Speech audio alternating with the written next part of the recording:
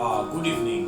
Today I want to preach under the heading Surrounded, and primarily it's all about God protection on His people. You see, people and God tend to do many good things for us, but we tend to be ungrateful, unaware, or just we take it for granted. It's only when those things are taken away from us that we tend to be grateful, but in retrospect and in regret. And I would like to call that induced awakening, awareness, and appreciation, which is a bad thing. The secular wisdom says you cannot love people or try to be loved by people by giving them more of what they are already not grateful for.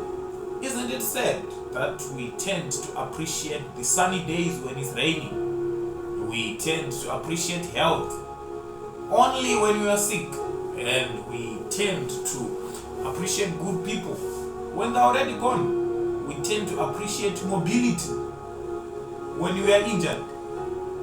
That's very sad.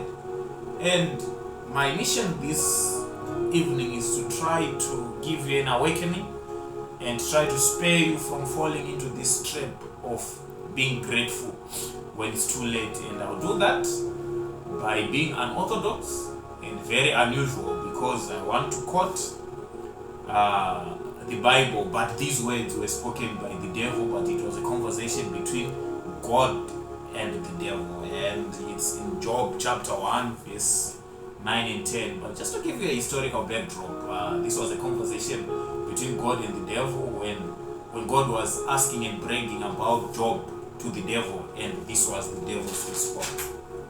He said, "So Satan answered the Lord and said, 'Does Job fear God for nothing? Have you not made a hedge around him, around his household, around all that he has on every side?'" And he goes on. And have you noticed that in life we tend to associate bad things only with the devil? But there's something that I want you to notice, if you will, that it's the devil himself that is saying to God that you have protected Job. You have put a hedge on him on every side. He could not know that if he had not tried to attack him. It means he had ordered out a hit on Job and he failed. That's how he came to this awareness. It only attests to the fact that God is protecting us all over. And the only time that he managed to successfully attack Job is when God had allowed him, which further reinforces the biblical truth and thought, which says God does not allow anything, any challenge or temptation that is bigger than you to come your way, unless He knows you are going to handle it and it's for your good. And we all know the story of Job, how it ended.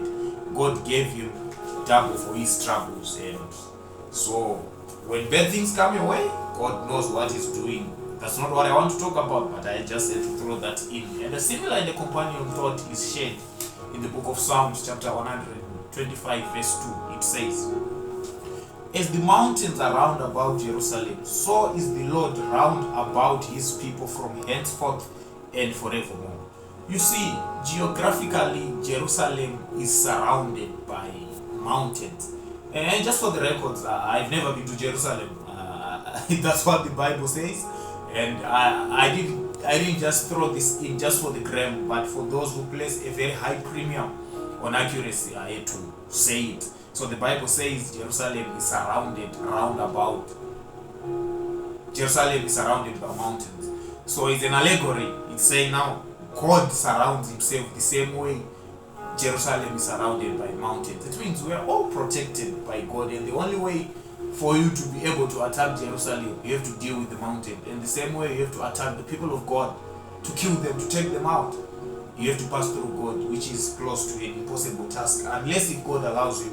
But when He does allow you, He does allow bad things to happen. There's something good that is coming out. Psalms 91 verse 5, it says, "You shall not be afraid of terror by night, nor of the arrow that flies by day, nor of the pestilence that walks by darkness, nor of the destruction that lays waste at noonday.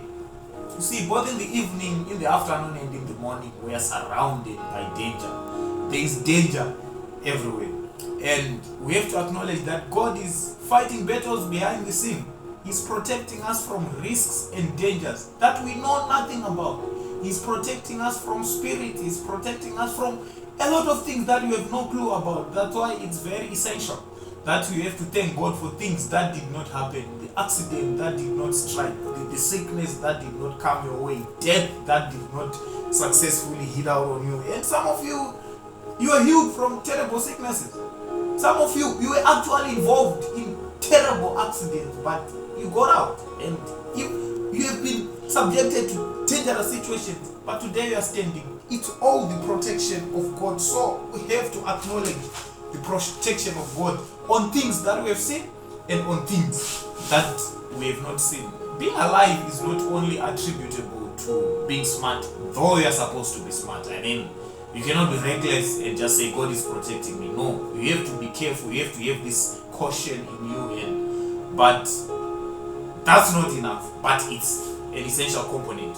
Now it all goes back to the fact that God is protecting us not only because we are smart, but because He loves us. Because there are people who are just standing by the side of the road and they were hit by cars and they are gone. People who have never violated any traffic rule or road rule, but still they are buried 6 feet under the ground. So you have to take some little time off. Because for you to walk a distance, from here to even the shortest distance, there's risk. You see, but if you are still alive, it means God is protecting you. So today we just have to thank God for the things that He has protected us from, the things that we have seen and the things which we have not seen, but we are aware based on His word that we are protected. I just want you to touch 2 people real quick and tell them we are surrounded, and that's all I want to share with you. Thank you, and God bless you all.